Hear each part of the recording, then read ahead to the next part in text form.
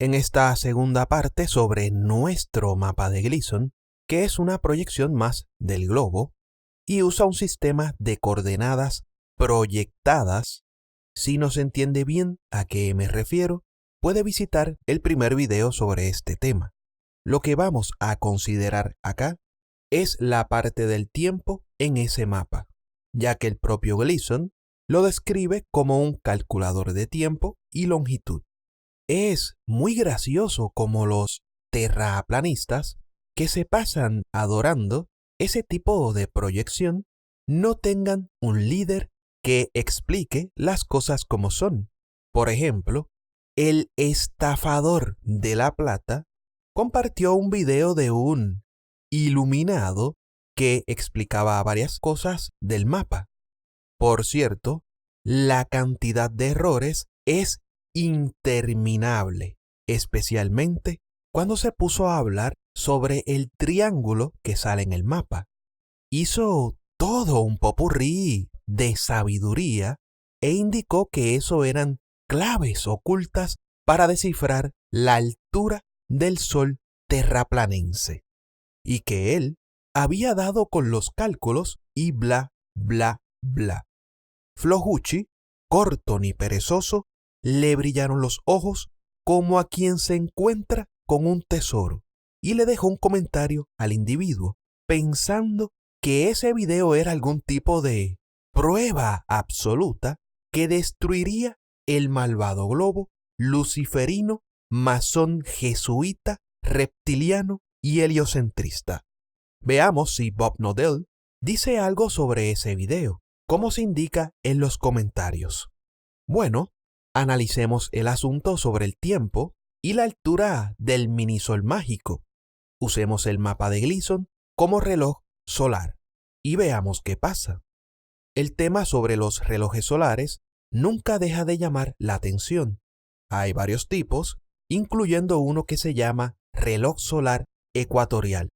Es la cosa más simple del mundo. Se puede usar la mitad de una circunferencia o una circunferencia, la cual se divide cada 15 grados para marcar cada hora. Como ven en esta página, se ofrece la alternativa de modificar la plantilla para imprimirla. Luego, en el centro va un eje que producirá una sombra. El mismo se llama gnomon. Luego, este reloj solar necesita dos lados. Uno para cuando se pasa del equinoccio de marzo a el solsticio de junio y otro para cuando se pasa del equinoccio de septiembre al solsticio de diciembre. La clave para que este tipo de reloj solar funcione es que el gnomon debe apuntar al polo celeste, por lo que debe ser paralelo al eje de rotación terrestre.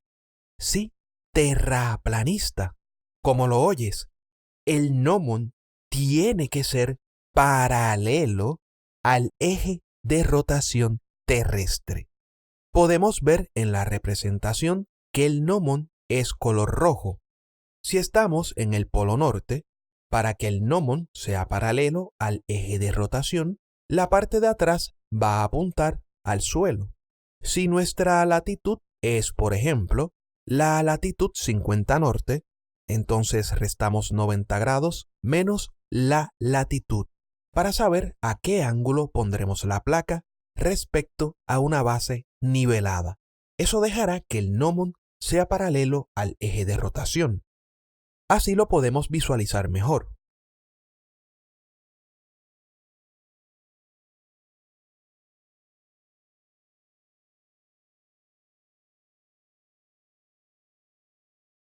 Listo. Una cosa muy curiosa sobre este tipo de reloj solar, y si lo colocamos correctamente, es que durante un equinoccio, por ninguno de los dos lados podremos observar la sombra del gnomon. No importa la hora del día, ni importa en qué latitud estemos. Y esto es una de las tantas cosas que destruye completamente el minisol mágico terraplano, ese que va dando vueltas por arriba de la planicie. Para un observador en la Tierra, en realidad el Sol sale por debajo del horizonte y luego se oculta por debajo del horizonte. No hay perspectiva mágica ni montañas mágicas. Todo es porque la Tierra gira. Para que se entienda mejor el asunto, veamos un muy corto video donde se hace la demostración y de ahí pasamos a usar el mapa de Gleason como reloj solar ecuatorial. What you're looking at is called an equatorial sundial. And this is a test model which will be used to demonstrate how this device works. Today is August 13th, and it's still summertime. With the sun still in the north of the equator, this particular sundial works in such a way as to see the shadow cast on the front of it. So if we look at this, we can see the shadow is in the front, and indeed, that's pretty close to the time. It's not quite set up properly. This axle, which is the gnomon, is actually set to look at the North Celestial Pole. Now, the backside of the sundial also has a face, but notice it's in shadow. Now, this is the winter side, and what will happen as the sun crosses the celestial equator heading south on the first day of fall, which will be next month, the shadow will start to show up here during the day. So what I plan to do is to a date after the equinox in September is to come back and show you that indeed the shadow will start to appear on the back or the winter side of the equatorial sundial. This is September 23rd, 2011. This is what the sundial looks like on the day of the equinox.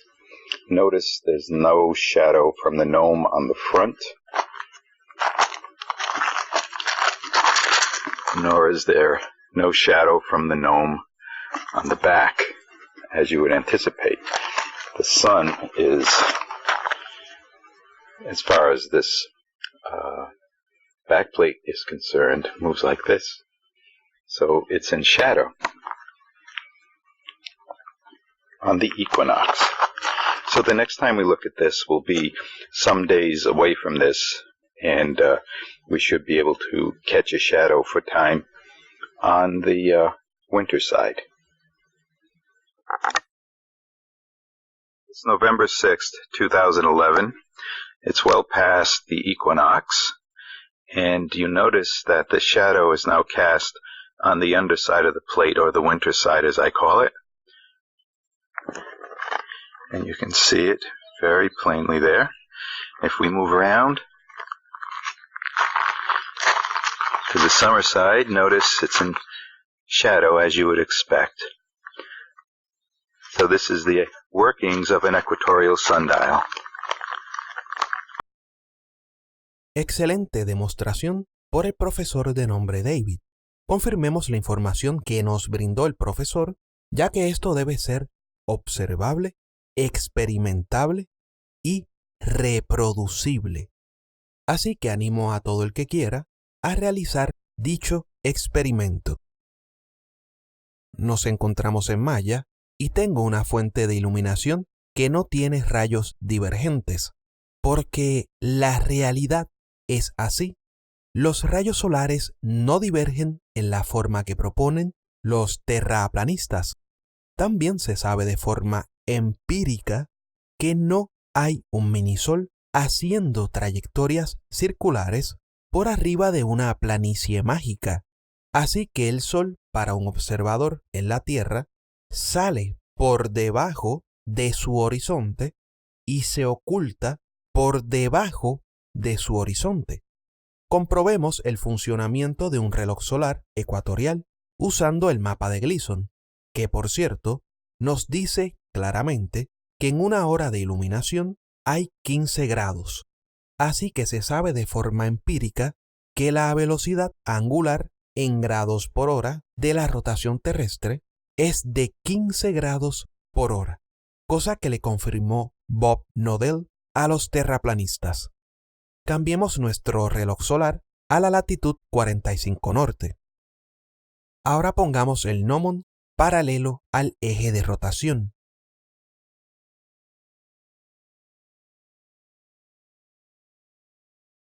Como vimos anteriormente, el ángulo del gnomon respecto a una superficie nivelada es el mismo ángulo de la latitud, cosa que nos evidencia de forma contundente la forma que tiene la Tierra. La iluminación comienza desde el este y el grado cero en el eje Z representa las 6 de la mañana. Comencemos por el solsticio de junio.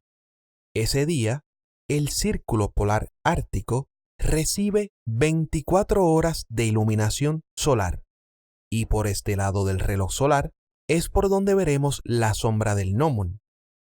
Pueden ver como el ángulo de la sombra del eje de rotación, que en este caso es uno físico, es idéntico al ángulo de la sombra del gnomon.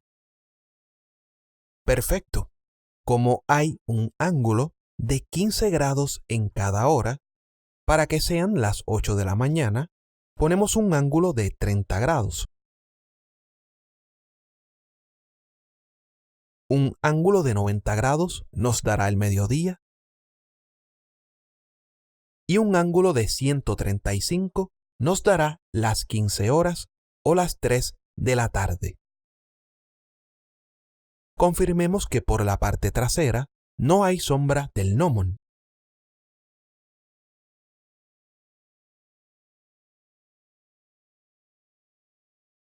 En efecto, no la hay. Pero si pasamos al solsticio de diciembre, vemos cómo ahora sí aparece la sombra. Ese día hay 24 horas de iluminación solar en el círculo polar antártico.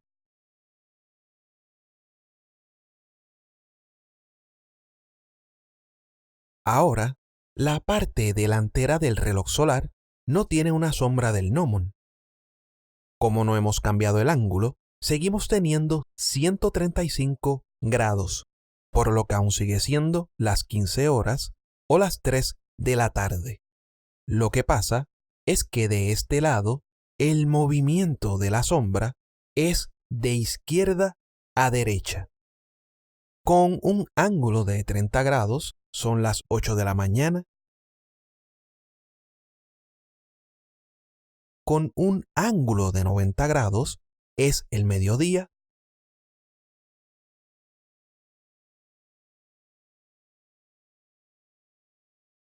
Y con un ángulo de 135 grados, son las 15 horas o las 3 de la tarde.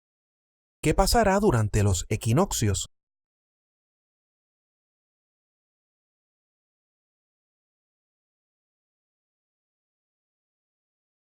Que sin importar la hora que sea y sin importar la latitud, ese día no tendremos sombra del gnomon por ninguno de los dos lados del reloj solar, siempre que esté colocado correctamente. O sea, que el gnomon sea paralelo al eje de rotación. Demos la vuelta y en efecto no hay sombra del gnomon. Cambiémosla ahora a ver si aparece alguna sombra.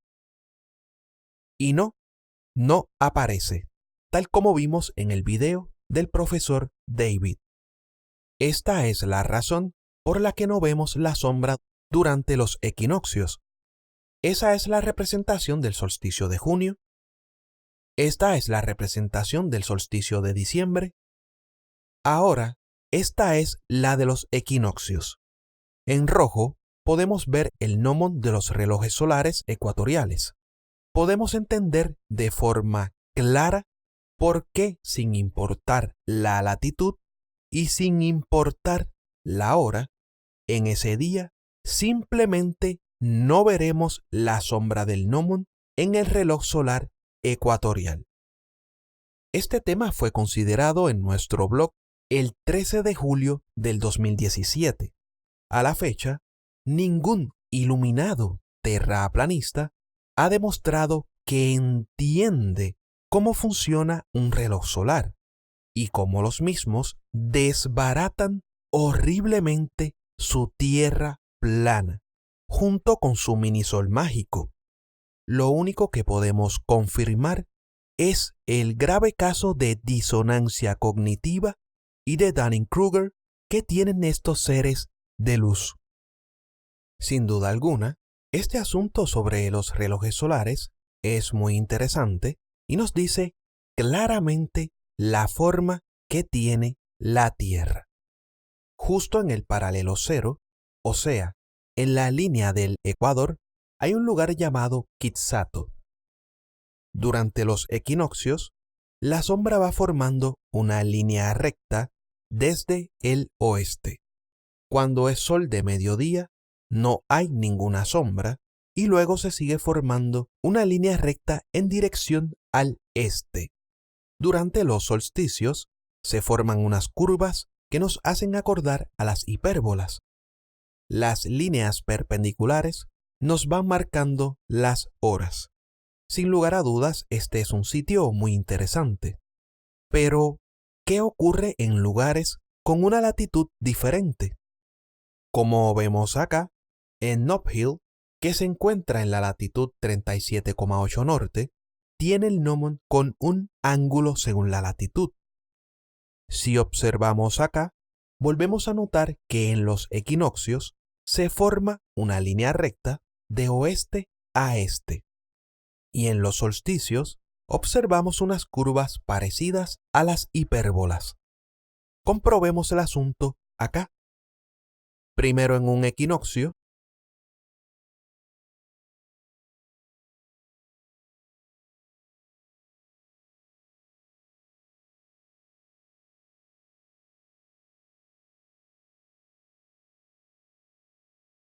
y luego en un solsticio.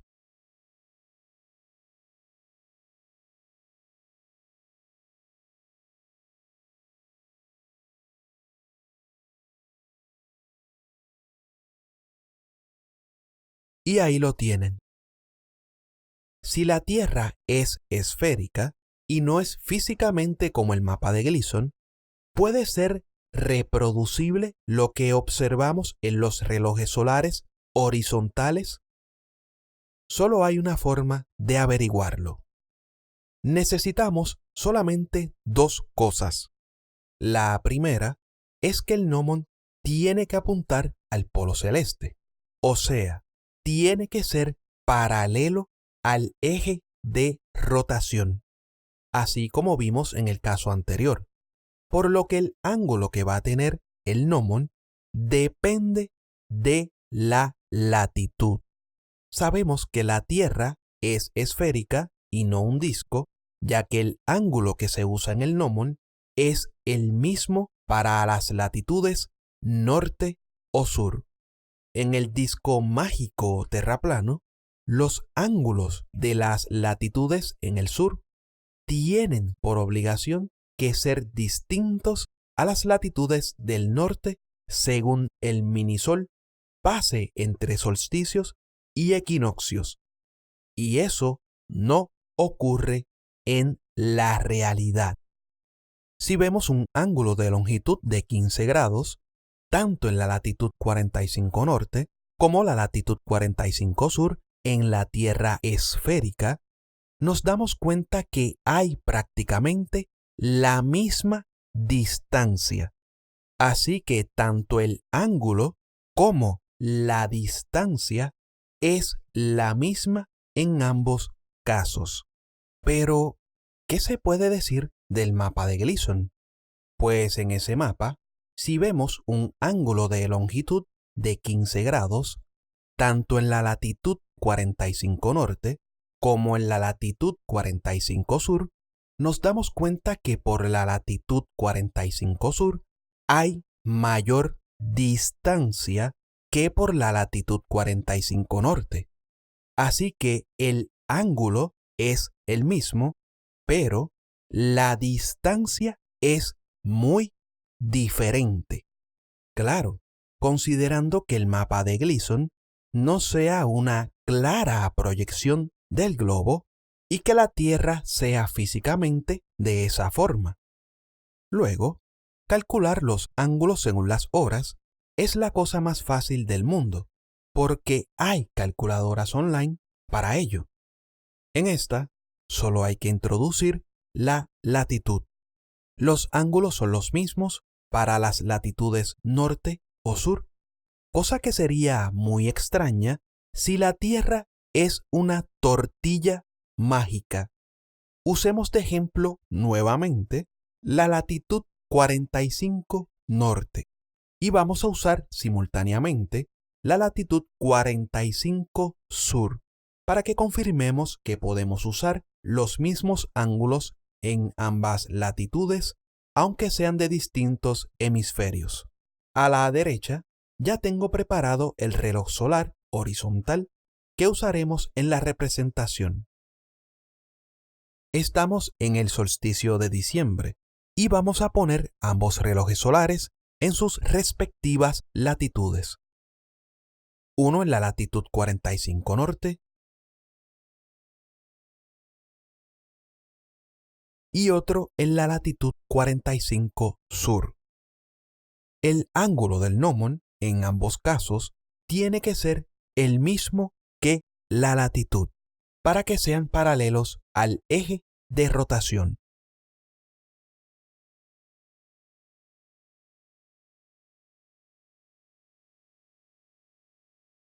Perfecto. Confirmemos si ambos relojes solares nos van a indicar correctamente las mismas horas, según la sombra del gnomon.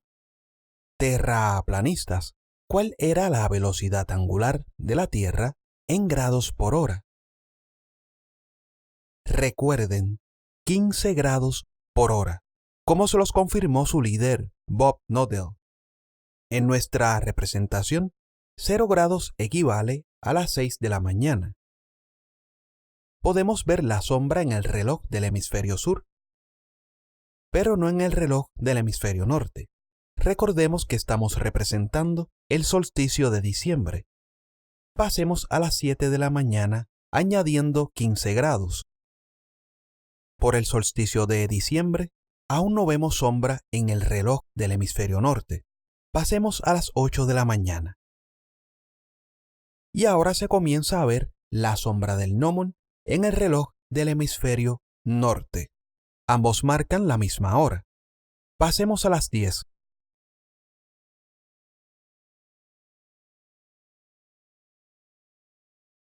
El mediodía.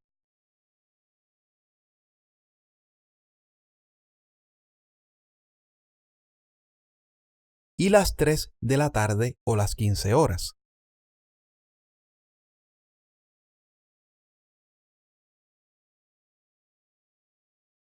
Las 4 de la tarde o las 16 horas, y noten que el reloj del hemisferio norte ya no está tan iluminado a esa hora por el solsticio. Pasemos a las 5 de la tarde o a las 17 horas, y ya no hay sombra en la latitud 45 norte. Es sumamente notable que las horas encajaron a la perfección en ambos hemisferios. Y eso es lo que se observa en la vida y mundo real. Imposiblemente eso se puede recrear en un modelo de tierra plana.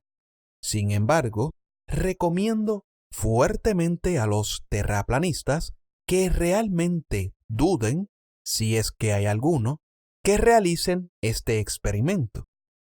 Y bueno, a lo dicho, toda esta cuestión, como lo que vimos con los relojes solares ecuatoriales, es observable, experimentable y reproducible. Veamos lo siguiente. The reason the sundial works so well at the North Pole is because at the pole, the gnomon, the shadow-casting post, is parallel to the Earth's axis. The gnomon at the equator is actually at 90 degrees to the Earth's axis, and the gnomon in the Ottawa Valley is actually at 45 degrees to the Earth's axis.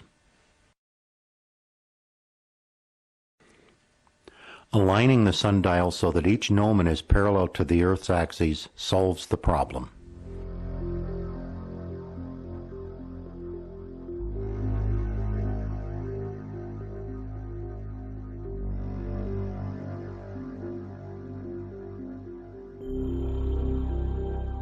Our sundials are now repositioned with each gnomon parallel to the Earth's axis.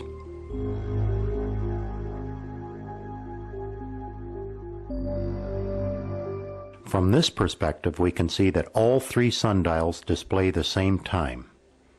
This is true when they share the same longitude.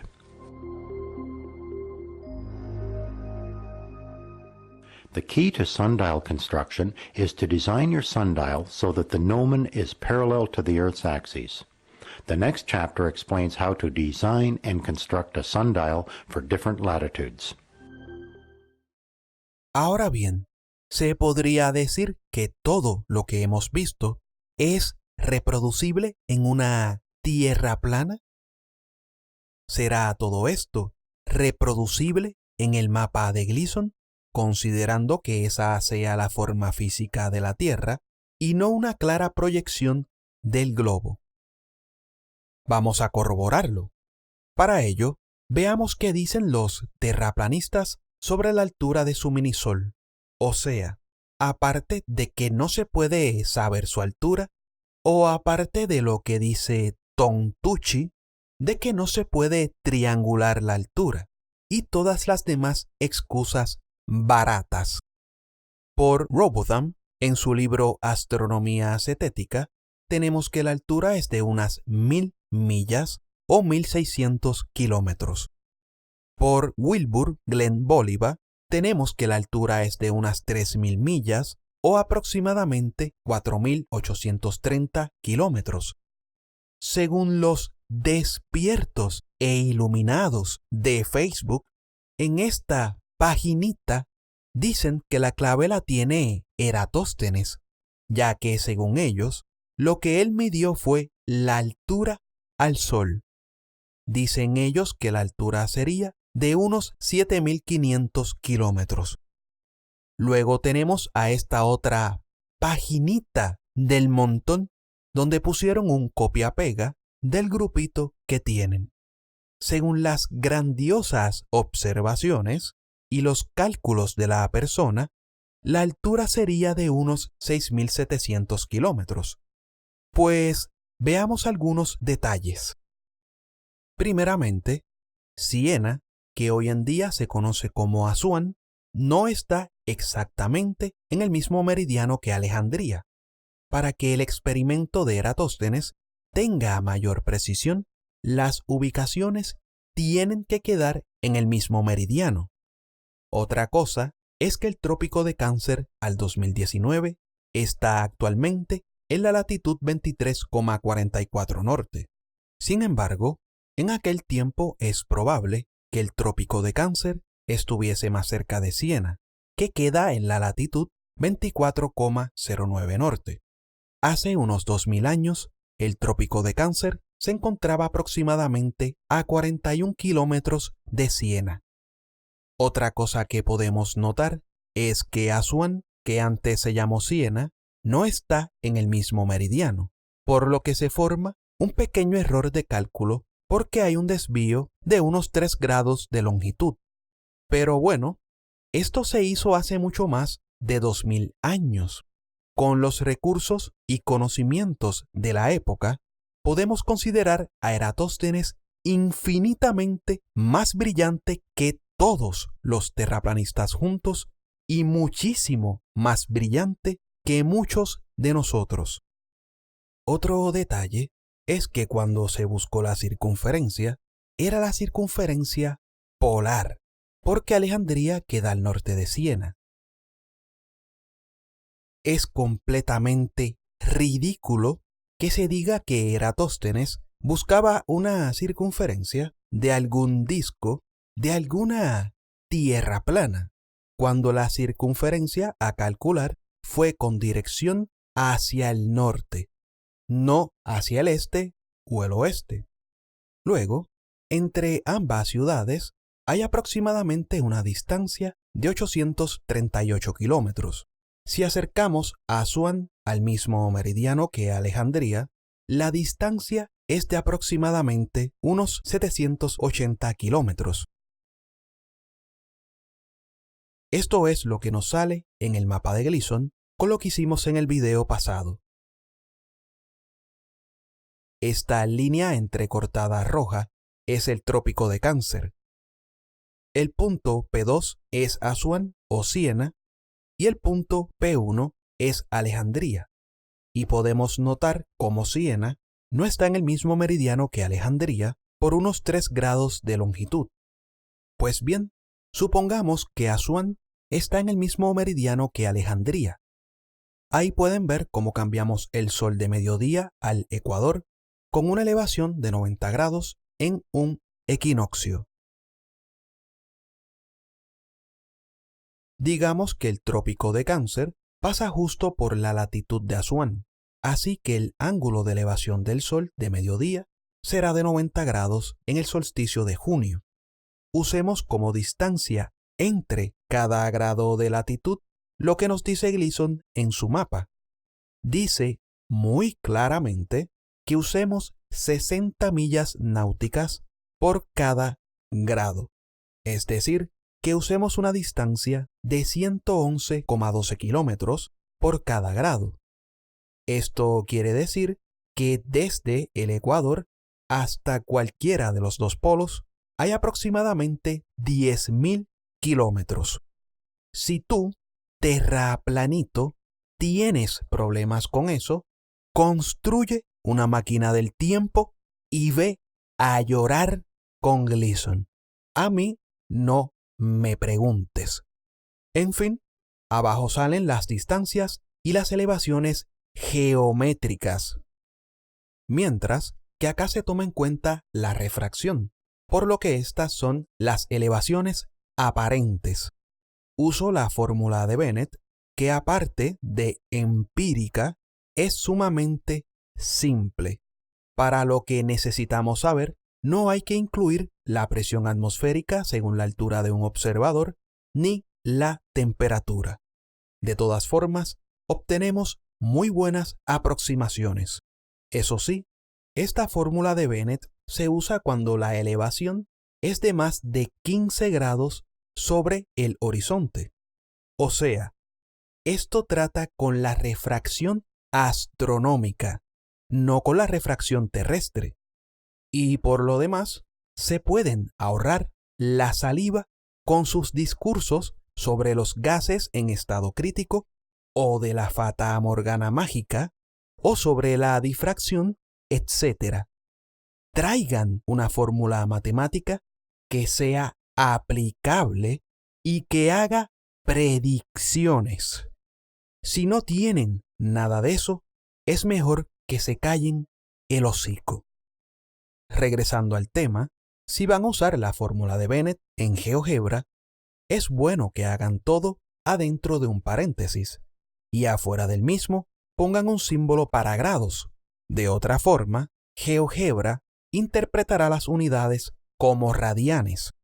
Luego, como el resultado será en minutos de arco, solo es cosa de dividir entre 60 para pasar a grados decimales. Pues bien, es notable que aún con cálculos empíricos, contando con la refracción astronómica, no es que la elevación cambie drásticamente, como lo que sería el mágico y gracioso efecto lupa o la mágica fata morgana de Iru Landucci. Pues contando con todo esto, nos sale una distancia entre Asuán y Alejandría de unos 790 kilómetros, ya que estarían en el mismo meridiano, y nos sale una altura de unos 6.255 kilómetros, si mantenemos la sombra en Alejandría a 7,2 grados. Y les advierto, sabiondos de la planicie, que usar una altura de menos de 6.000 kilómetros va a producir elevaciones que jamás han sido observadas. Absténganse de decir que el Sol está entre las nubes. Es muy gracioso como muchos de ustedes dicen que el Sol está sobre los 6.000 kilómetros y al mismo tiempo dicen que los aviones sobrevuelan sobre el Sol. Curioso, ¿no es así? Pues bien, digamos que la altura está entre los 6.000 a 7.000 kilómetros y vayamos a ver lo que pasa cuando usamos esas alturas del minisol mágico en el mapa de Gleason. Pueden notar que entre ambos polos, como hay 180 grados, en esta proyección se forma un radio de 20.000 kilómetros aproximadamente. Y esto confirmado por el propio Gleason, ya que según él hay una distancia de 60 millas náuticas o 111,12 kilómetros entre cada grado. Elegí una altura media del minisol de unos 6.500 kilómetros. Ahí tienen las elevaciones según las latitudes 60 norte, 45 norte, 30 norte y el trópico de Cáncer, en donde la elevación del Sol de mediodía es de 90 grados en el solsticio de junio. Que alguien me diga cómo ese minisol se oculta por la pseudoperspectiva terraplanera, por la fatamorgana langdukshana o por el mágico efecto lupa. Esperamos gustosamente una recreación a escala como esta, donde se demuestre cómo se debe ocultar ese minisol por debajo del horizonte, con trayectorias circulares por arriba del mapa, o cómo los aviones sobrevuelan por arriba del mismo. Usemos relojes solares ecuatoriales. El reloj solar de la izquierda está en el trópico de Cáncer, mientras que el de la derecha está en la latitud 15 sur. Se le ha dado una inclinación al gnomon de 15 grados. Usemos también relojes solares horizontales.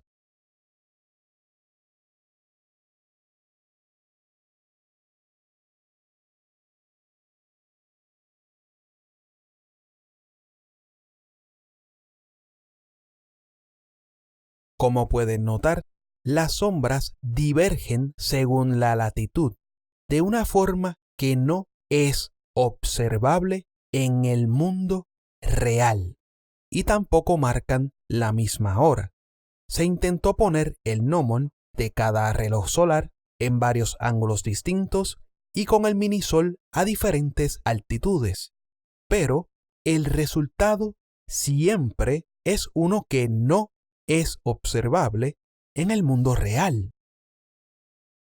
Ahora pasemos con los relojes solares ecuatoriales. El ángulo del minisol en el eje Y es de 0 grados, para que sean las 6 de la mañana en el meridiano donde están ambos relojes solares. Recuerden que Gleason indica que en cada hora hay 15 grados. Veamos qué nos dice la sombra del gnomon. Y desde ya comenzaron los problemas. Deberíamos tener una sombra que nos indique las 6 de la mañana, pero lo que vemos es una hora de las 8:30 de la mañana.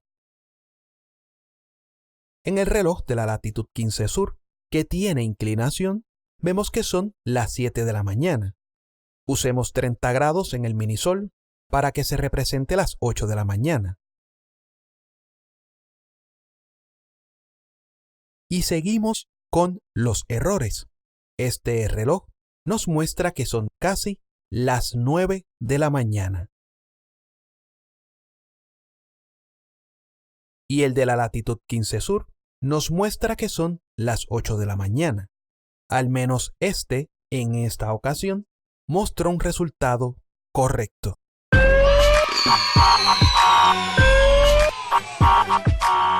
Usemos 60 grados para que sean las 10 de la mañana. Pero el reloj nos muestra las 9:15 de la mañana.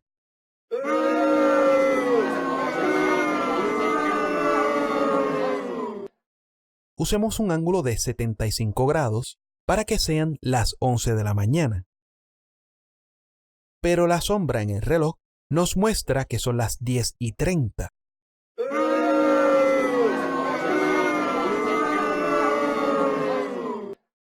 Usemos un ángulo de 90 grados para que sea el mediodía. Y el reloj de la latitud 15 sur nos muestra que son las 12, mientras que el reloj solar en el trópico de Cáncer no muestra sombra, ya que el minisol está justo arriba, así que la elevación del minisol es de 90 grados.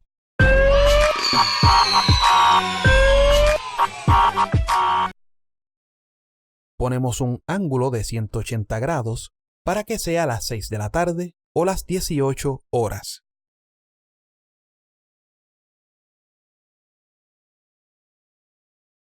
Y bueno, podemos ver lo desastroso de este asunto, especialmente en el amanecer o atardecer. Lo siento por ustedes, terraplanistas. Esto se intentó de todas las formas, con diferentes alturas de su minisol, incluyendo una altura tan baja que el minisol tocaba el mapa de Gleason. Lamentablemente, sus enunciados sobre una tierra plana y sobre un minisol con trayectorias circulares sobre esa tierra plana no son observables y luego no son reproducibles.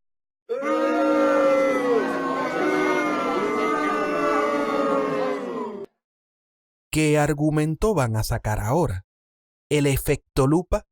¿La fata morgana? ¿La perspectiva? ¿La resolución angular? ¿La difracción? Bueno, pues no nos interesan sus excusas baratas y no comprobables.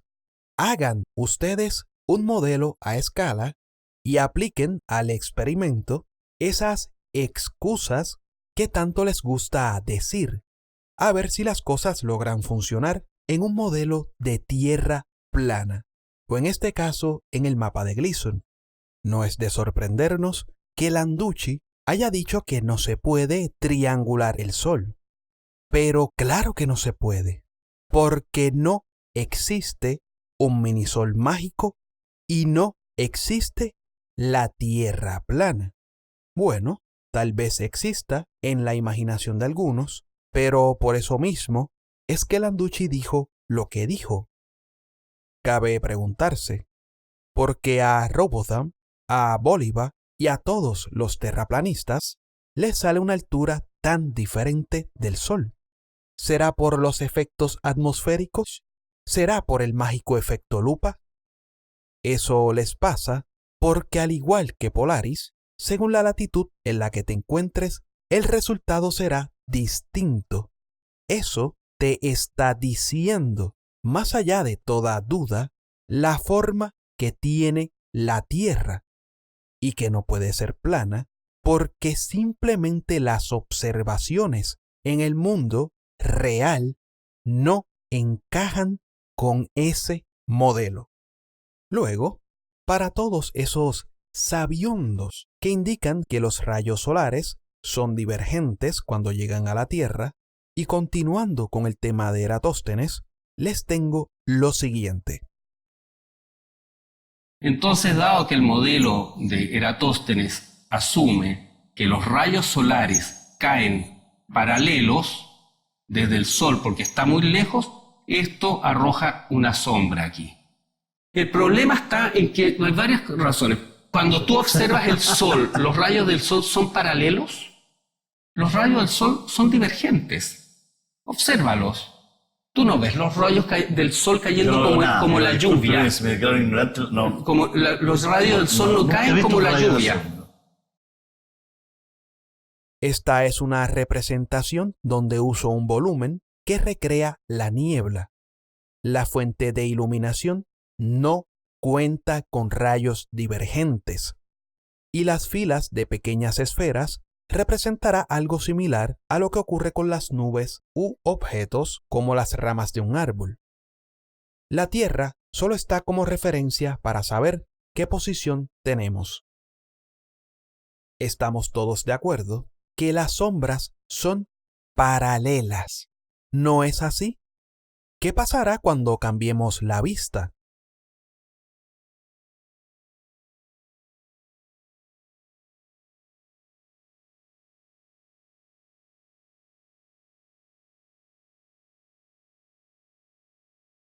Ya lo van viendo.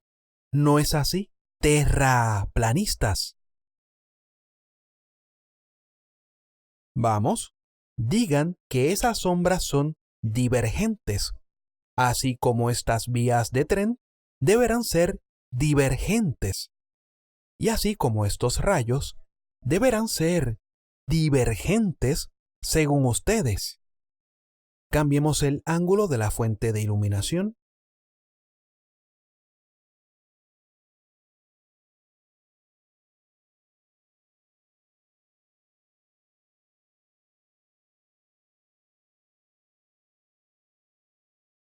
Vamos, terraplanistas, digan que las sombras divergen, así como estos rayos anticrepusculares divergen según ustedes. Vamos a cambiar la vista para confirmar lo que realmente ocurre.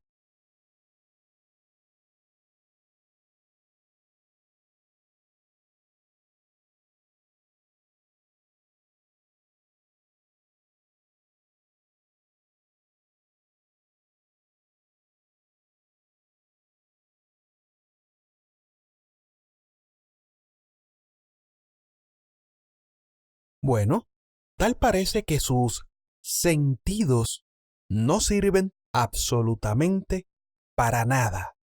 Las sombras siempre fueron paralelas.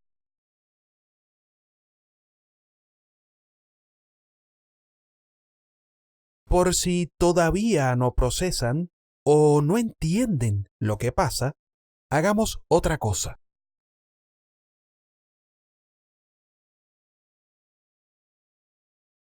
Estamos de acuerdo que todas las líneas son paralelas.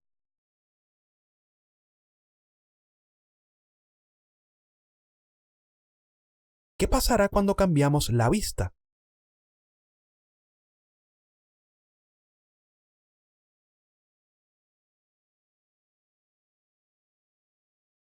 Así que esas líneas son divergentes, ¿no?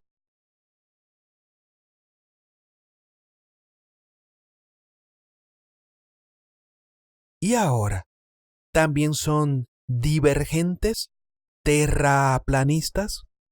Vamos, vuelvan a decir lo suyo, que los rayos solares son divergentes. Esto se lo refutó Alerta Pastores a los sabiondos de la planicie desde hace siglos. Pero como ustedes no tienen nada más, solo les queda repetir las mismas tonterías una y otra vez. A este punto, para escuchar nuevas propuestas de la secta terraplanista, tendríamos que resucitar a Samuel Robotham, persona de donde los terraplanistas de hoy en día sacaron la mayoría de sus postulados. Esto es lo que pasa con un observador en la Tierra. Eso equivale al campo de visión vertical.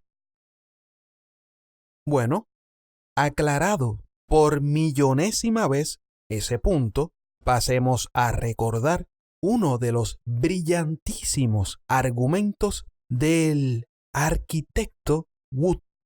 Lo que voy a leer es imaginándome al profesor Massa muriéndose de la risa cuando lo leyó. Dice, y cito: ¿Con qué tipo de rayos solares realizó su análisis? Pues él, o sea, Eratóstenes, asume que los rayos solares llegan paralelos a la superficie terrestre, pero la simple observación demuestra que los rayos solares son divergentes. fin de la cita. Te pregunto yo a ti, Guillermo Wood, ¿con qué tipo de rayos solares realizas tu análisis?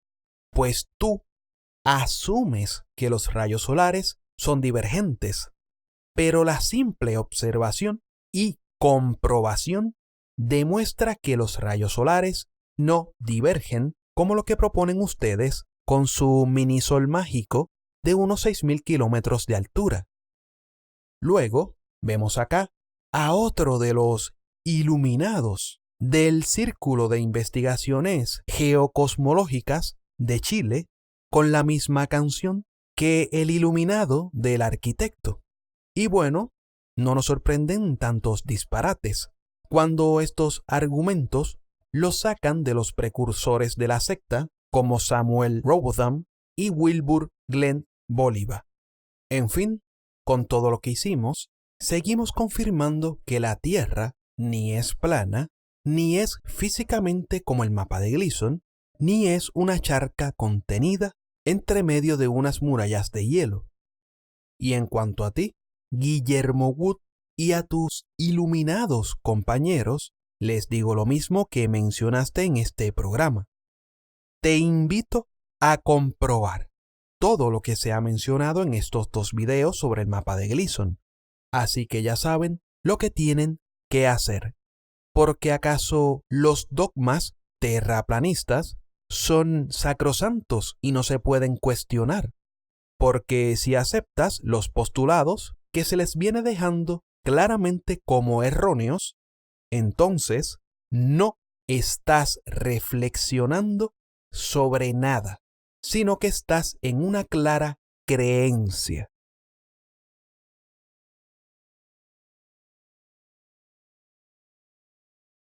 En cuanto a Hiru Tontuchi, quisiera mostrarles algo rápidamente. Recordemos que tenemos proyecciones conformes, las cuales conservan los ángulos, como la proyección Mercator, que es excelente para representar las rutas loxodrómicas, ya que se muestran como líneas rectas. Luego tenemos las proyecciones equivalentes, que conservan las superficies, pero distorsionan los ángulos. Un ejemplo es la proyección equirrectangular. Pero, ¿cómo que se conservan las superficies? Bueno, vamos a usar ambas proyecciones como texturas en una esfera. Tanto la proyección Mercator como la proyección equirrectangular son cilíndricas, pero esta es la diferencia. Usemos como textura la proyección equirrectangular.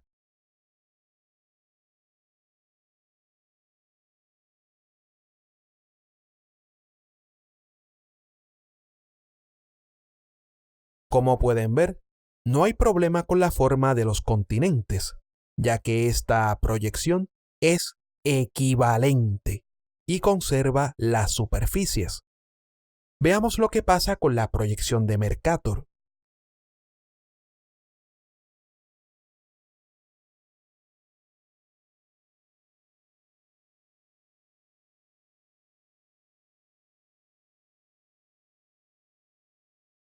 Como la proyección de Mercator es conforme, por lo que conserva los ángulos y no las superficies, vemos que al intentar ponerlo de forma directa en la esfera, los continentes no se representan de la forma correcta, ni tampoco la retícula de latitud y longitud. Hacer eso es un error, ya que la proyección Mercator no es equivalente. Para usar Mercator en una esfera, hay que usar los procedimientos matemáticos que conlleva, así como los procedimientos matemáticos que conlleva proyectar un esferoide a la proyección Mercator. Escuchemos al animal de La Plata haciendo lo mejor que sabe hacer, el ridículo.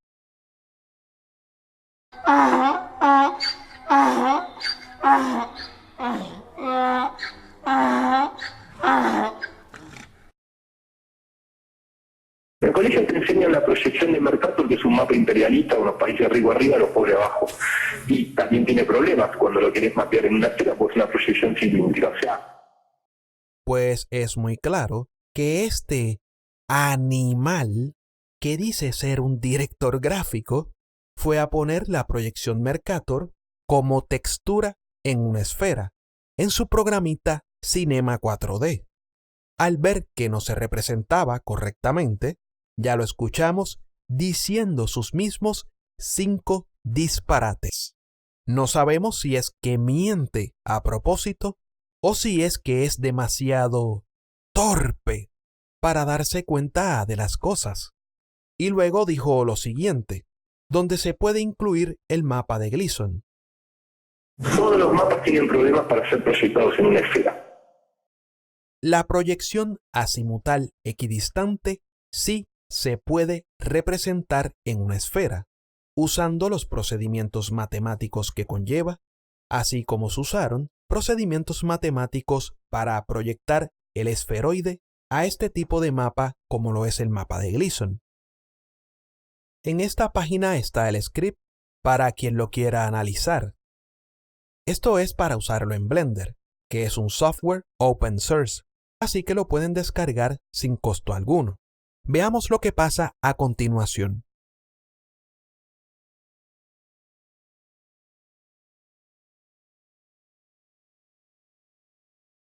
Tal parece que el maestro se vuelve a equivocar. Vamos a cambiar la textura al mapa de Gleason.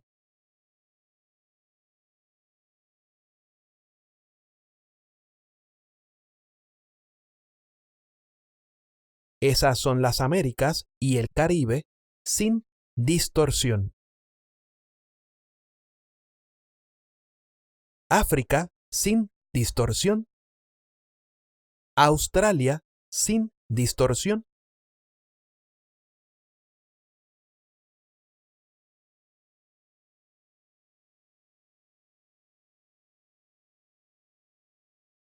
España sin distorsión. Y bueno, no que ese tipo de proyección no podría usarse en una esfera. Anormalucci. En la descripción voy a dejar el proyecto en Blender para quien lo quiera descargar.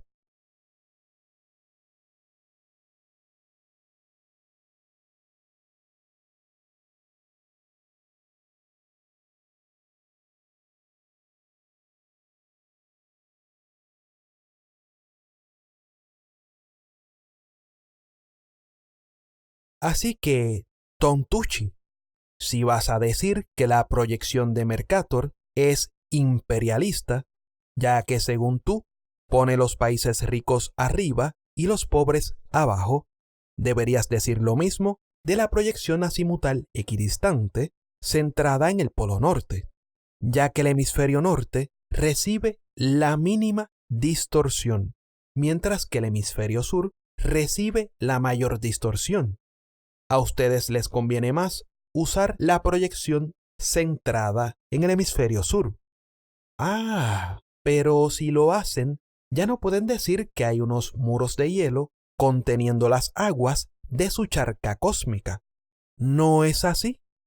Hipocresía pura y dura.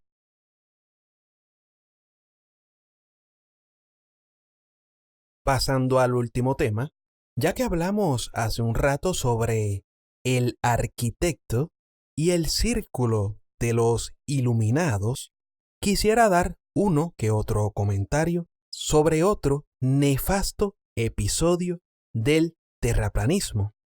De hecho, Cristian Ábalos le dio una cátedra al geomensor iluminado de Juan Marcelo Cárcamo, que es parte de este círculo de investigadores despiertos y libres de las ataduras de la Matrix Illuminati. Se podría decir que son igual de inteligentes que el grupo R-Flat. Así que ya se pueden imaginar por dónde va la cosa. Primeramente, un teodolito o un taquímetro puede tratar tanto con ángulos horizontales como con ángulos verticales. Pero ¿Cómo que ángulos horizontales? Por ejemplo, si quisiéramos medir la anchura de un río en algún punto, no pensaríamos como los terraplanistas, que seguro se imaginan usando una cinta métrica e ir nadando de orilla a orilla para hacer la medición. Nada que ver. Si, por ejemplo, usamos 3 puntos y calculamos los ángulos horizontales en el lado que nos encontramos del río, podemos usar trigonometría básica de colegio para calcular la distancia. Así que podemos trazar un arco de circunferencia como esta, con los ángulos horizontales. Por otro lado, con un ángulo vertical podemos considerar las elevaciones o las depresiones. Cuando queremos saber si hay un desnivel en una determinada distancia, usamos un instrumento como un teodolito que esté plenamente nivelado y aplomado. Una cosa que debemos saber es que hay varios tipos de unidades angulares. El más conocido es el grado. También está la unidad natural, que son los radianes. Pero otra unidad angular es conocida como gradianes o grados centesimales. Una vez tenemos el instrumento nivelado, el ángulo vertical se pone en los 90 grados o en el caso del iluminado de Cárcamo, se pone en los 100 gradianes respecto a la horizontal. A eso los terraplanistas le llaman el nivel de los ojos.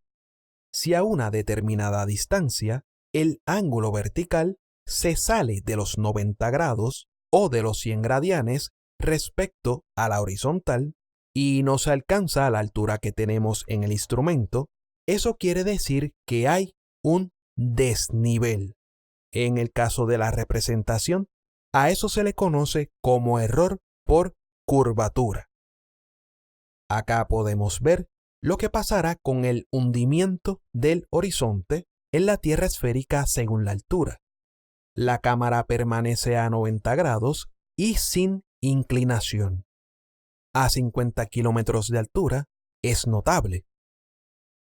Y en la Tierra plana, tanto el horizonte como el punto de fuga permanecen constantes con el nivel de ojo hasta unos 50 kilómetros.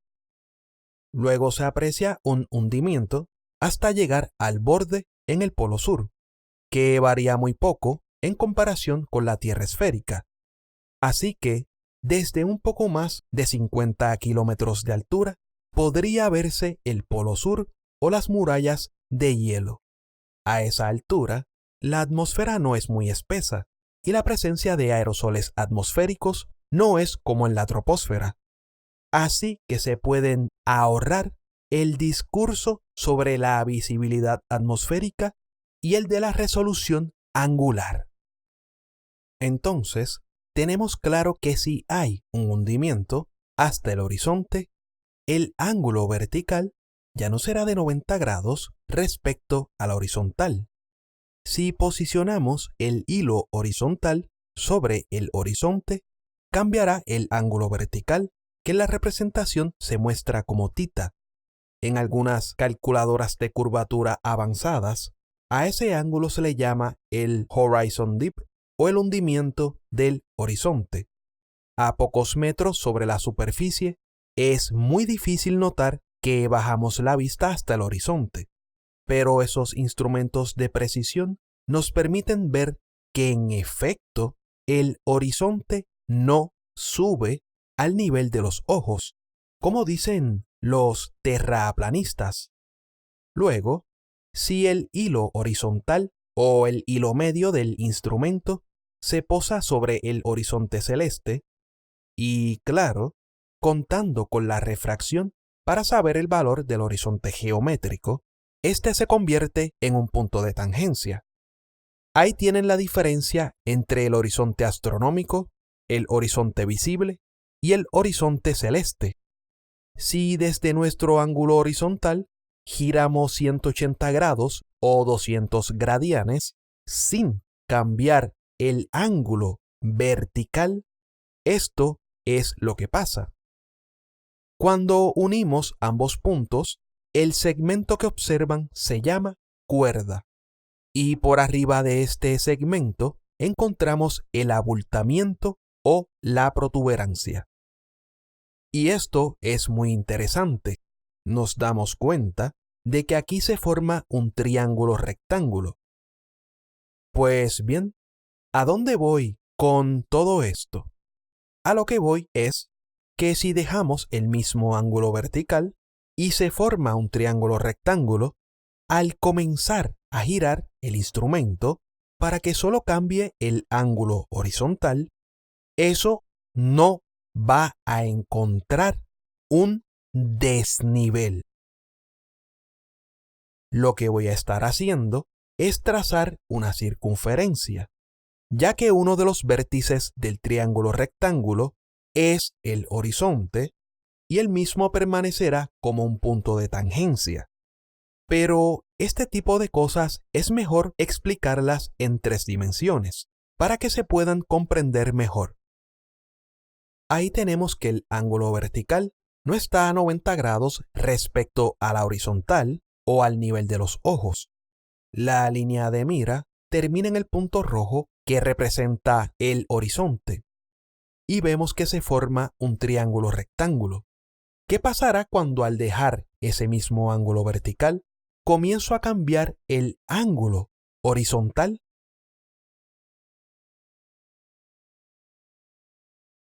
Pues eso es lo que pasa. Se forma una circunferencia en el vértice que se forma con el horizonte. Y se forma un cono recto al girar el triángulo rectángulo formado al inicio. Imaginen que yo vengo ahora y les digo que usando un mismo ángulo vertical hacia un punto central con el hilo medio fijado en el horizonte, hago un barrido con un ángulo horizontal hasta el punto A y luego desde el punto central hasta el punto B, y que se supone que se forme una línea recta en vez de una circunferencia, y que con un ángulo horizontal podría calcular el desnivel tanto para el punto A como para el punto B. ¿Qué pensarían de mí? ¿Que sería un loco o un retrasado o simplemente ser un ignorante en cuanto a ese tipo de asunto? ¿No es cierto? Pues imaginen que en vez de yo, eso lo dice un geomensor. Hasta parece sacado de una comedia, ¿no? Pues no, no es una comedia. Esto es lo que propuso el geomensor Juan Marcelo Cárcamo, y llegó a la conclusión de que no se había detectado ninguna curvatura, puesto que no halló un desnivel en un barrido de ángulo horizontal desde un punto central hasta Laguna Verde y Quintero, donde se dejó el instrumento con el hilo horizontal fijado sobre el horizonte. Veamos lo siguiente. En este momento estoy dirigiendo el equipo hacia la península de Laguna Verde y después les voy a mostrar, ¿cierto?, el resultado del enfoque. Muy bien. Muy bien. El instrumento, como les decía, está en condiciones de operación. Voy a setear el ángulo horizontal en 0 en este momento para determinar cuál es el ángulo que se produce desde este punto visando hacia Laguna Verde y el ángulo hacia Quintero. Para eso vamos al 0 set y ahí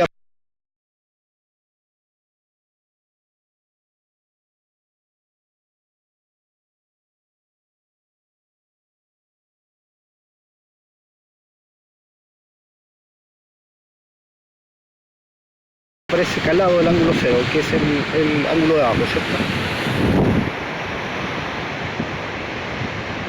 Ok, esta es la parte difícil, que es lograr el enfoque en el instrumento para que ustedes puedan ver lo que yo veo. fíjense. Entonces, se alcanza a apreciar, ¿cierto? Se alcanza a apreciar. Ahí está el horizonte versus la estadía del instrumento.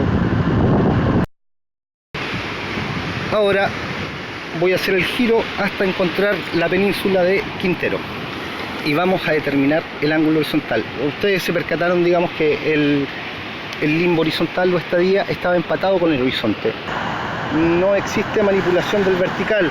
El ángulo vertical, ese limbo yo ya no lo detuve en el momento de calar en Laguna Verde, ya no lo moví más.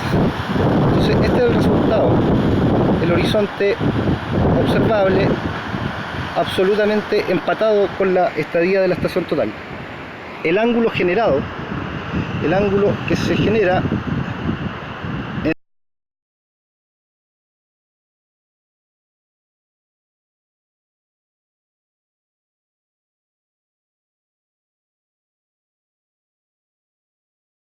con todos los decimales, 76,4199. Entonces voy a fijar en este momento el ángulo 76,41,9, ¿cierto? 76,41,9. 41,99. 46, 41. Ya, estas pequeñas diferencias son despreciables, digamos, para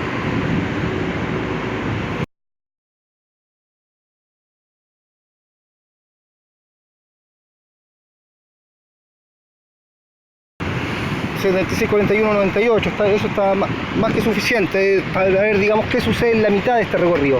Recuerden que no el ángulo vertical ya está fijado, ya ese ángulo no se va a mover. Veamos, hay un poco más de sol en este sector, entonces el enfoque no sé si va a ser va a ser un poquito más complejo, pero a ratos se logra apreciar el horizonte real empatado con la estadía. Se aprecia claramente. Ok, amigos, este es el primer ejercicio práctico, digamos, y de observación directa, donde al menos aquí en el litoral central, en el tramo que une Laguna Verde y Quintero, no acusa presencia de curvatura, y estamos hablando de un vector de 35,5 kilómetros. Si hacen sus cálculos debería corresponder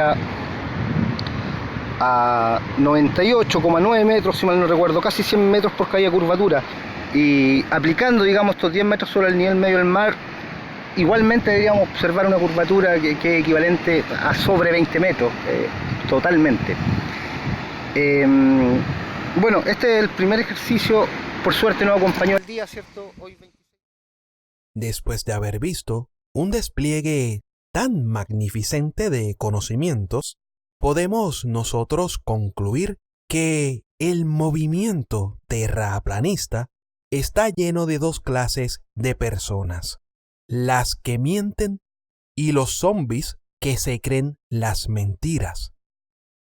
Veamos si es que acá en GeoGebra no le di la curvatura suficiente cuando la línea de mira alcanza el horizonte. Busquemos mayor altura y busquemos el nuevo horizonte. A lo mejor ahora encuentro el desnivel que Cárcamo buscaba con un ángulo horizontal entre Laguna Verde y Quintero.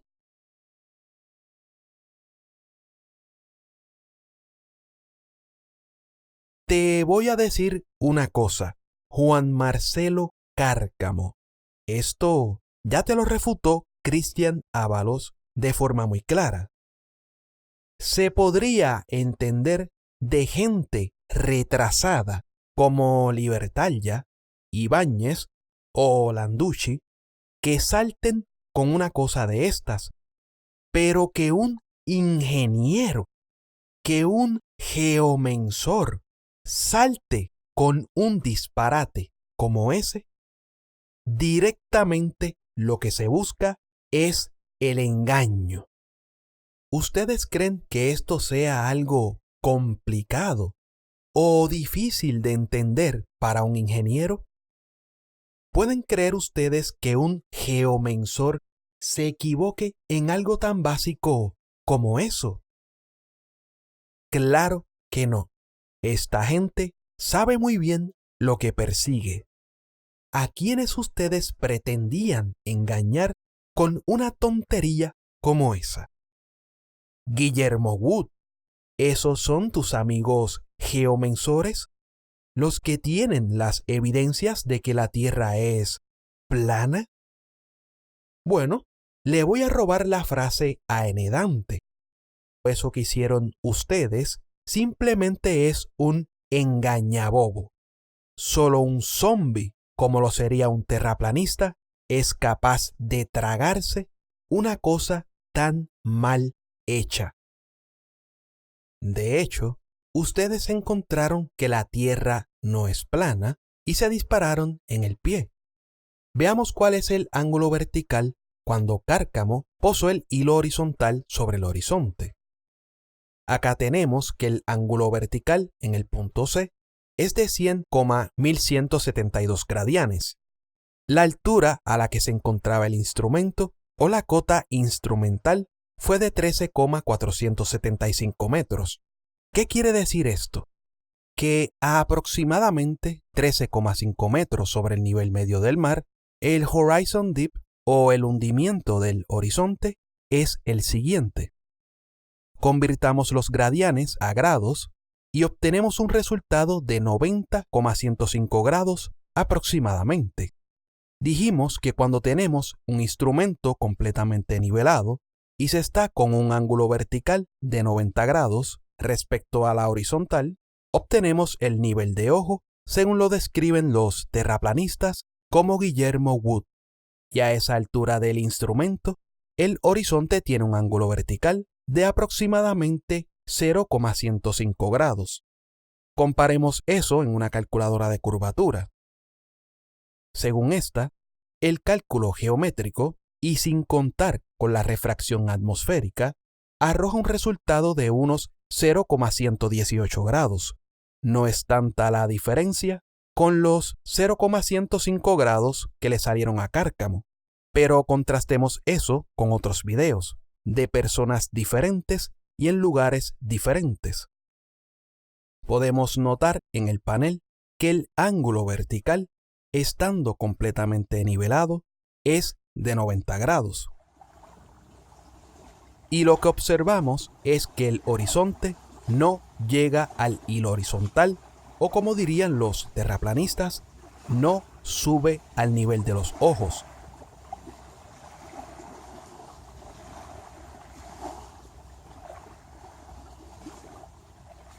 Cuando posamos el hilo horizontal en el horizonte, veamos cuál es el ángulo vertical.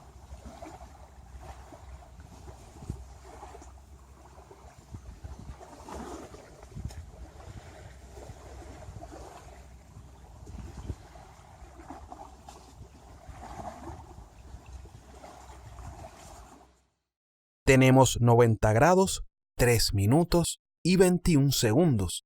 Si lo pasamos a decimal, nos sale que el ángulo vertical es de unos 90,056 grados aproximadamente.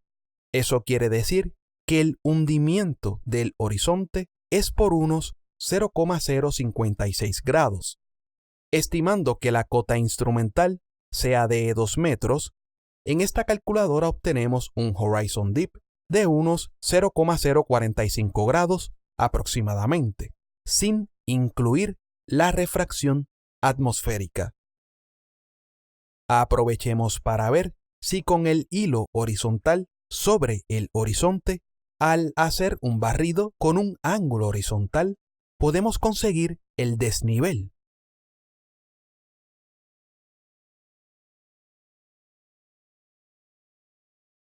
No, de esa forma no se consigue el desnivel, pero a lo mejor es que se ve muy poca curvatura desde 184 metros. Vayamos más alto. Veamos si desde los 978 kilómetros de altura podemos conseguir el claro desnivel observable hacia los lados con un barrido de ángulo horizontal.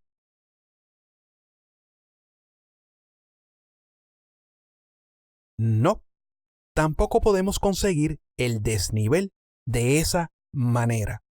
Pero a lo mejor es que no es suficiente altura y la curvatura aún no es suficientemente pronunciada.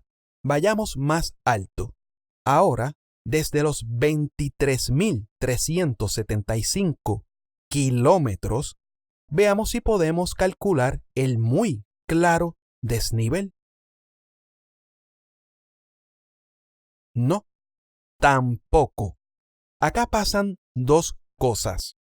O este programa lo hicieron los jesuitas, masones y reptilianos Illuminati, o simplemente se demuestra por millonésima vez que todos los que lideran el movimiento de la secta terraplanista son unos mentirosos compulsivos y unos estafadores, que para colmo son unos parásitos que no cuentan con un mapa, no cuentan con un sistema de coordenadas y dependen de todas las tecnologías del globo para difundir los dogmas de la religión que tanto les gusta predicar. Si no lo han visto, les recomiendo el video de Cristian Ábalos, en donde se toca con muchísimos más detalles el tema del magnificente experimento de este ser iluminado, de este geomensor que ya no está atado por las cadenas de la Matrix Illuminati, llamado Cárcamo, otro despierto, al igual que el arquitecto Wood, de este de este círculo de investigaciones geocosmológicas de Chile. Bueno, eso ha sido todo por el momento. Me despido dejando este excelente material por parte de nuestro amigo Topo RD, donde se sigue comprobando que el horizonte no sube al nivel de los ojos. No es así, Guillermo Wood, y que no importa en qué lugar del mundo se realice la observación, a qué hora ni por quién, siempre se comprueba lo mismo.